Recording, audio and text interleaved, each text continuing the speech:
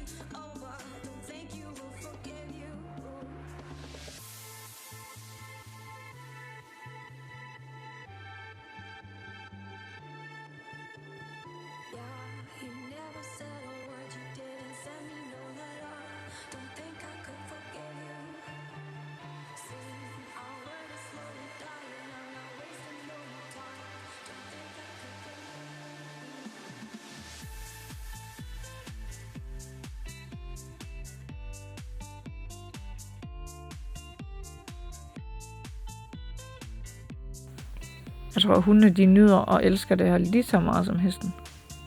Yep. De tonser i hvert fald bare gladeligt rundt og hygger.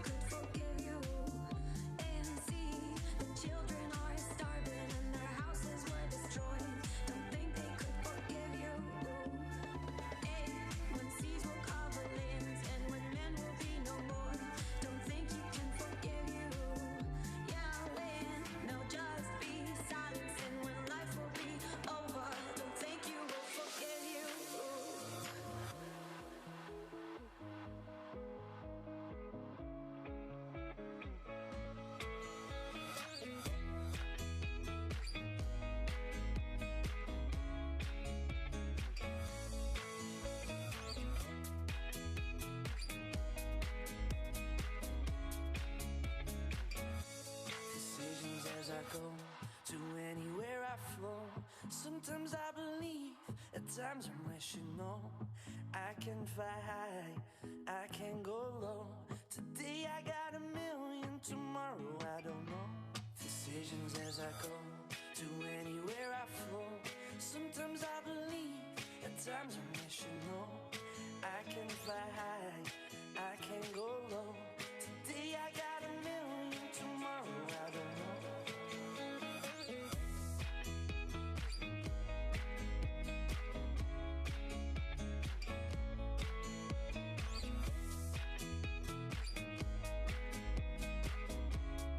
Næste gang, så skal vi altså lige huske en sav til den her pind. Så vi kan springe. Ja. Ja, det er træls, den er stormvæltet, men det udnytter vi bare til et spring. Og der er mange træer her i skoven, der er stormvæltet. Der er mange, der er blevet sprængt ned. Og så er der også bare dem, der ikke helt er blevet ruttet op på endnu. Ja. Ja. Men det er jo Det er godt nok, det giver noget mere plads til os ryttere. Ja. Oppe i skoven, synes jeg faktisk.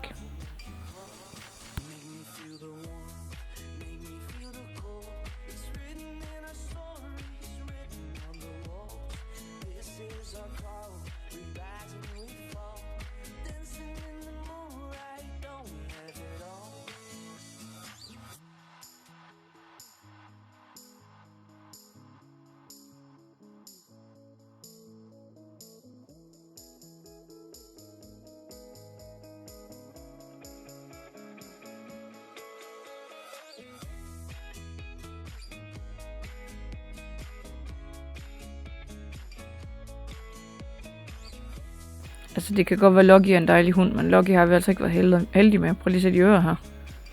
Og sådan render hun altid rundt. Også med tungen ude. Ja, tungen den hænger gerne over i den ene side, og så render hun rundt sådan der. Hende har vi altså ikke været helt heldige med. Nej. Nu er vi snart ved at være oppe på det åbne stykke. Og her vil du have løsnet Celica lidt. Ja. Og øvet lidt changementer. Ja. Så vidt jeg husker. Så er det vist det, vi laver.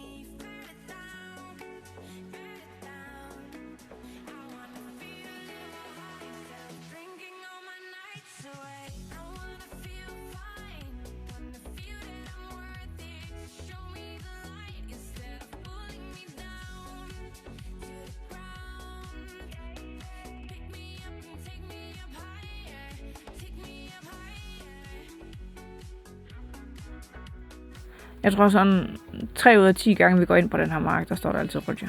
Ja, der er altid Roger. Det er lidt hyggeligt. Nogle gange så løber de af helvede til, andre gange så står de lige og kigger lidt, før de går.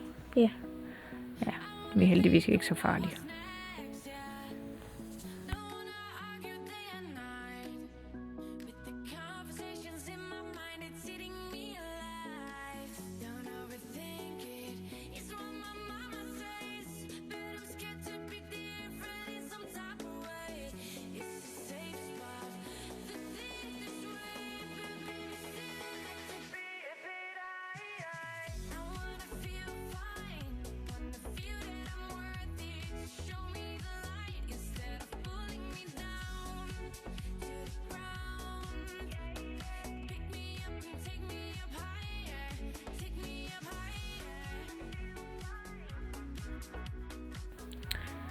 Så er vi altså kommet op på det åbne stykke, og hundene lige render rundt, mens jeg prøver at løsne Celica op.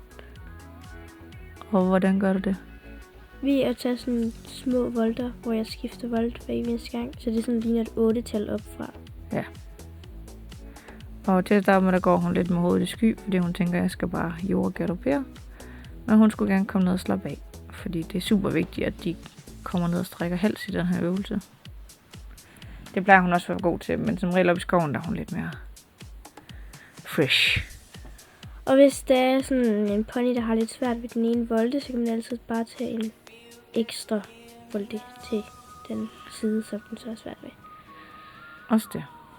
Ja.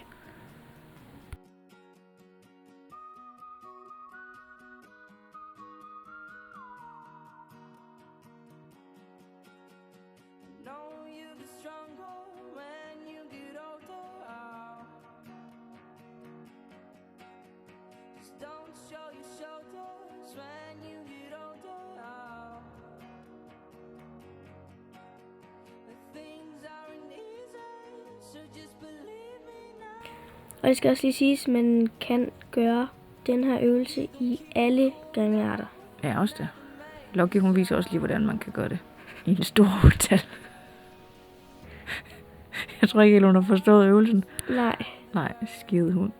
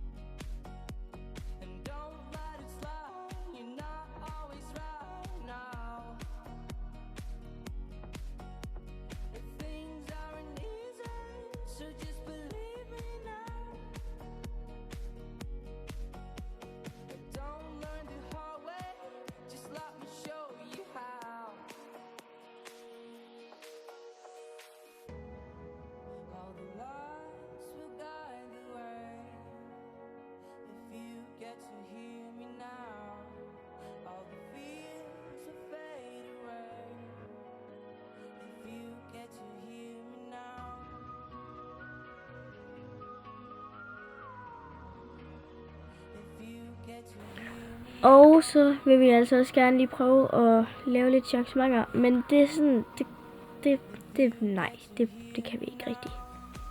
Det gik det meget godt lige der. Lige der, ja. Jeg tror også, det faktisk er en af de bedste, du har gjort. Ja. Ja, vi har klippet en del fra, fordi det var lidt kedeligt at blive, man gik på. At du bare red rundt i en cirkel. Ja. Ja. Jeg synes, det er kedeligt at kigge på i hvert fald. Det er altså også lidt svært. Jo, men det er en øvelse. Hun kan ikke rigtigt, og hun bliver ved med at være sådan lidt... Men så gør vi det bare i trav først, så gør det da fint. Men når du rider på springbanen, så gør hun det jo selv. Ja, det er faktisk sjovt. Så gør hun det jo bare. Men det kommer lige så stille. Det er jo bare at lave forvoksede 8-taller eller slangegange. Yep. Du har et ridehus, så er det nok nemmere at lave slangegang. Ja. Og vi laver bare forvoksede 8-taller op i skoven. Eller det gør Lucky. Jeg ved ikke, hvor Lucky hun blev af nu. De hygger. Det er godt se, at jeg er ligeglad med, at vi har hund med. Ja. Det går bedre og bedre. Ja, det var så krydskalop. Pyt med det. Puha. Ja, kom så ud. De vil faktisk gerne løbe med, de der hunde. Ja. De synes, det er lidt sjovt.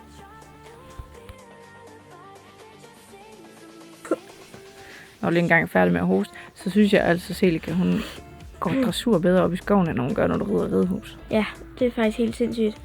Når hun lige sådan kommer til ro, og sådan lige forstår, at hun skal galopere fuldstændig, så går hun mega flot. Der kom Lucky. Nå, vi skal hjem igen. Der er lige et stykke vej hjem, før vi er hjemme. Ja. Så Selika får lige en snack her i det her kedelige græs. Ja. Det bliver lidt bedre, når det bliver sommer. Og den forstår hun bare slet ikke, den der. Hun skal da ikke have dine godbidder, når der er græs. Nej. Nej.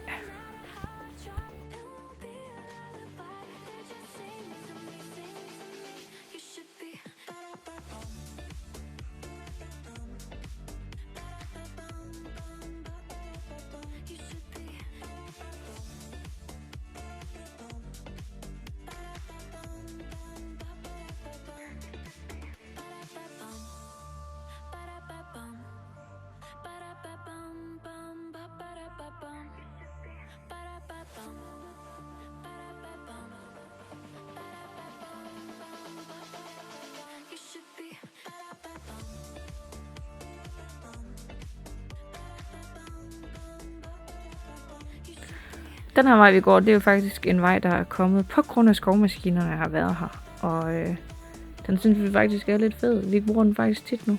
Ja, der er bare lidt mange grene. Der ligger nogle grene på vejen, men det går meget stejlt op ad bakke. Og det går sådan lidt ujævnt stejlt op ad bakke. Altså, så kommer lige nogle dybe huller lidt engang imellem. Og det er skide godt til hestene at ride. Yeah. Så den bakke her, den bruger vi faktisk en del, når vi går fra marken nu. Ja. Yeah. Førhen der gik vi tilbage, hvor vi kom ind, og så rider vi nogle andre stier. Men den her, det er simpelthen en skovmaskinerne har lavet, og så der er jo blevet meget mere plads til os. Så vi udnytter lidt de her pladser, ja, de har lavet. Chips.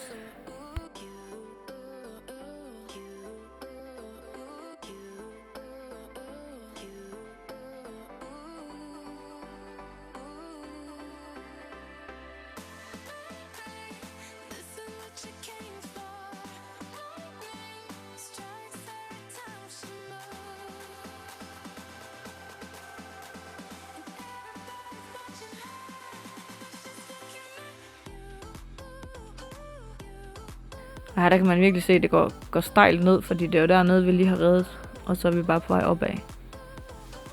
Ja. Så det er virkelig noget bakket. Men det er en mega god vej. Ja, det er virkelig noget. Så kan man se, at der er lidt gren her. Men det klarer hesten jo godt. Det er jo god træning for dem.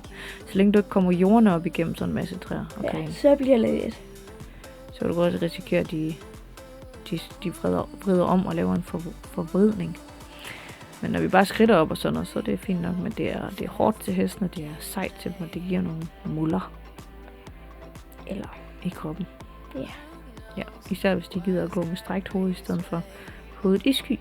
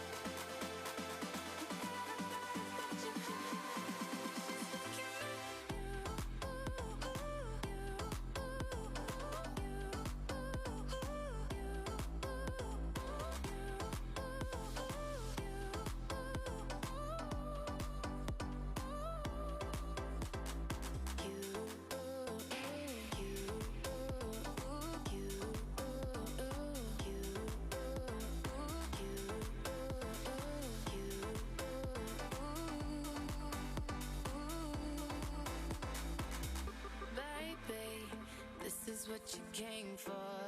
Lightning strikes every time she moves.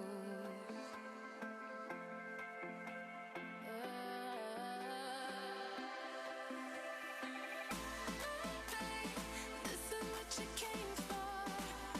Lightning strikes every time she moves. Everybody's watching her.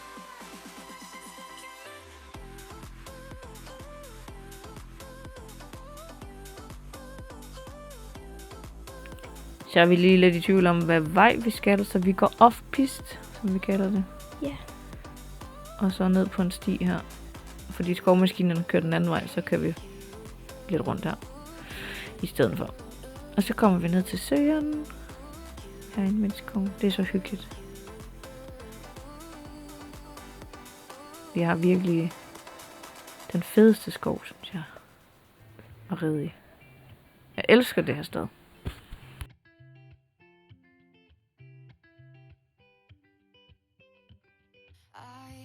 Dream. We were sipping whiskey neat, highest floor of the Bowery, and I was high enough. Den er altså bare virkelig fin, den her sø her. Men og den er til at ride i. Den er så blevet lidt større efter skovmaskinen har kørt, fordi den plejer bare lige at gå hen forbi herover, men nu går den jo faktisk noget længere ned. Ja. Om den er til at ride i, det ved vi ikke. Men Lucky, hun var i hvert fald ude, og hun fik et chok.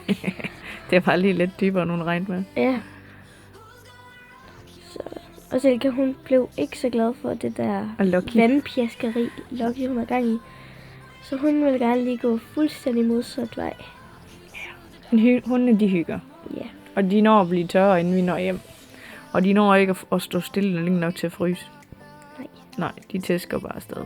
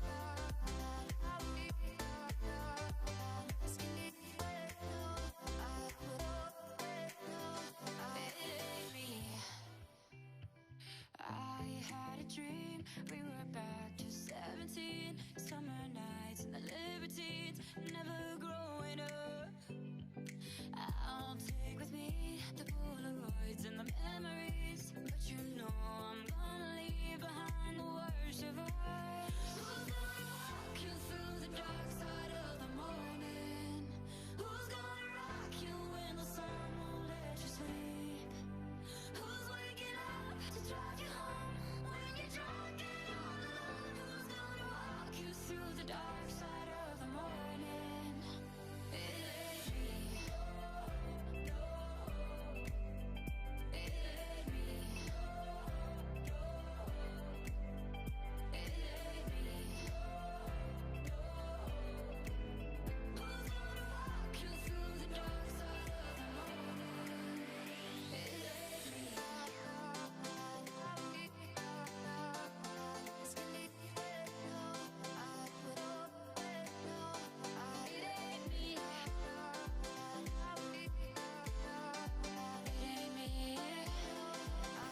Hundene, de er altså ikke de eneste, der får lov til at gå i vand, fordi Silke, hun bliver altså også lidt tvunget til at gå i vandet. Ja. Det er igen, der plejer så også at ligge meget vand her, inden skovmaskinerne de kørte om vinteren. Så kunne der godt ligge en del vand her, fordi der plejer der sådan en fordybning. Men det er en sti, en cykelrute, som er blevet kørt op af skovmaskinerne, så der er noget mere vand på den her, end der plejer at være. Ja. Og det udnytter vi jo også. Der er faktisk mindre vand, end hvad der plejer at være. Ja. Især lige her på det her klip. Men det er jo godt nok, så får de trænet lidt der, så får jeg ikke så våde fødder. Ja. Jeg har nemlig hul i min gummistøvle. Så kom den der, vi skulle henover. Den har jeg heldigvis flyttet, så den ligger ikke op i skoven mere, den der. Det kan godt være lidt svært nogle gange at få hesten over, når de ligger sådan ud over det hele. Ja. Så, kunne I komme igennem? Jeg er lige ved at prøve at filme med 2, samtidig med at jeg går i en masse vand.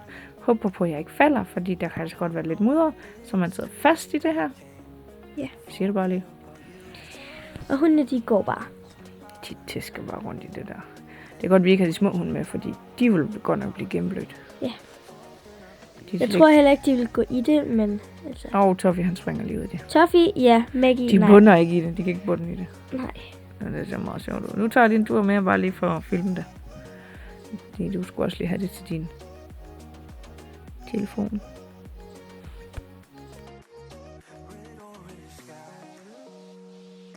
Watching every sunset, if only I could reset time. I could make you mine, fix my mistakes, and tell you that I'm sorry. You don't have to worry, no. I'll make it up to you. 'Cause I lost somebody. Now I know it's too late. I can't forget about you. Lost somebody. And I wish I could, but I can't forget about you.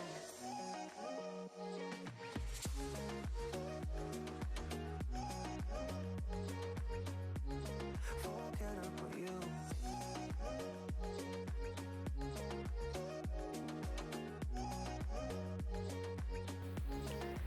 Så kommer vi ud til vejen. Og der står sådan lidt en sjov en. Og den skal vi lige kigge på. Den vejer ikke ret meget, så man kan lige løfte den sådan, for lige at se, hvad siger hesten til det. Bare lige for at vise dem det. Det er ikke sikkert, at de vil reagere på det, men det er altid en god idé at lige vise hesten det. Silke, hun synes altså, den var lidt farlig. Ikke når hun først snuser til den. Bare lige fra afstand, så ser den farlig ud. Jeg kunne godt tænke mig at få noget refleks på springbanen det sommer. Ja, det kunne være ret sejt. Og så får hun lige en belønning for at være sød. Og så går vi videre med hundene. Yep. Og så er det...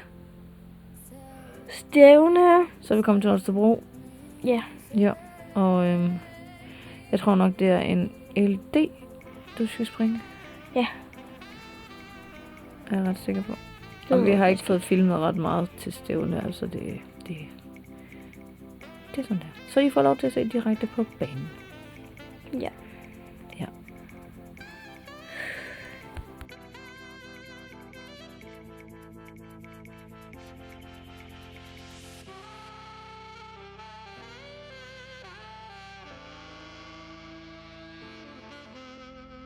Save me.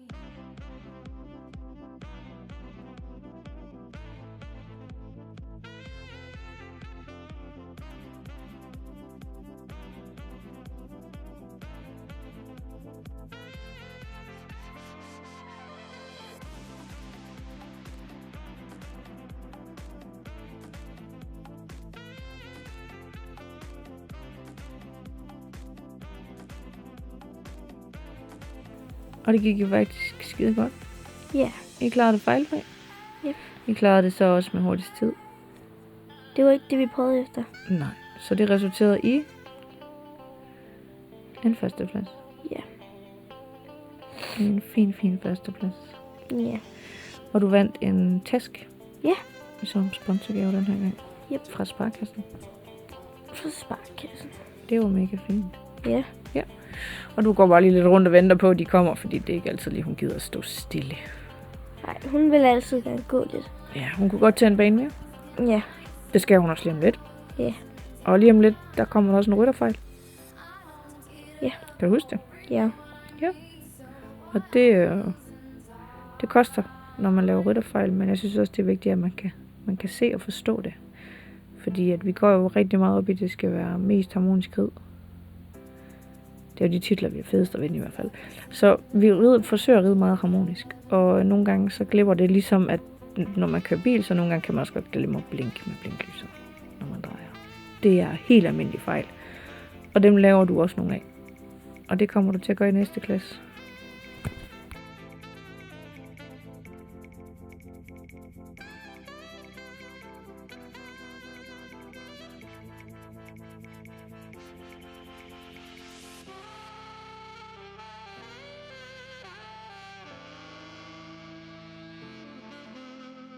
Save me.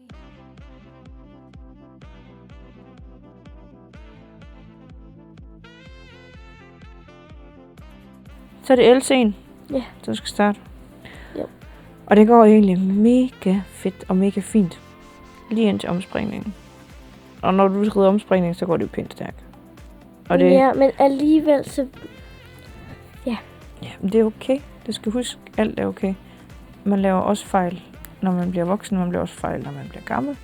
Og især når det går stærkt, så tænker man ikke lige på, hvad man skal. Den spring, du springer over her, den skal du også have i omspringningen. Ja. Og der kommer du til at tage på tøjlen lidt for tidligt. For det er det, du gør, du så får taget en bum. Havde du ikke taget bummen, så havde du også fået førstepladsen i den her. Havde du ikke taget den bum. Pyt med det. Men det er stadigvæk en god læring, og det er noget, vi kan bruge til noget, fordi så kan vi se, hvad kan vi gøre bedre næste gang. Og det har du forbedret mange gange siden, men du vil lave den her fejl igen. Ja. Det kan jeg lige sige. Det vil du, og det vil vi alle sammen. Ikke Jeg mig. vil også springer. gerne lige sige, det er sjovt, fordi det er faktisk helt fint, at hun gør det, ikke også? Men hver eneste gang vi er til træning, så går det bare sådan... Kom og se her. Der sker det lige. Tager vi lige slow motion. Der får du lige rykket. Tager den lige hurtigt. Men det går altså meget federe til stævner, end det gør til vores træninger, som I så kan se. Og jeg synes, at det er så fedt at se, at hun tager de der dobbeltspring, og jeg ved ikke hvad, så fint. Men det var altså det, vi havde for den her video. Og Vi husk tager lige der en gang til, så man lige kan se det her. at like og subscribe. Og så ses vi i næste video. Hej hej!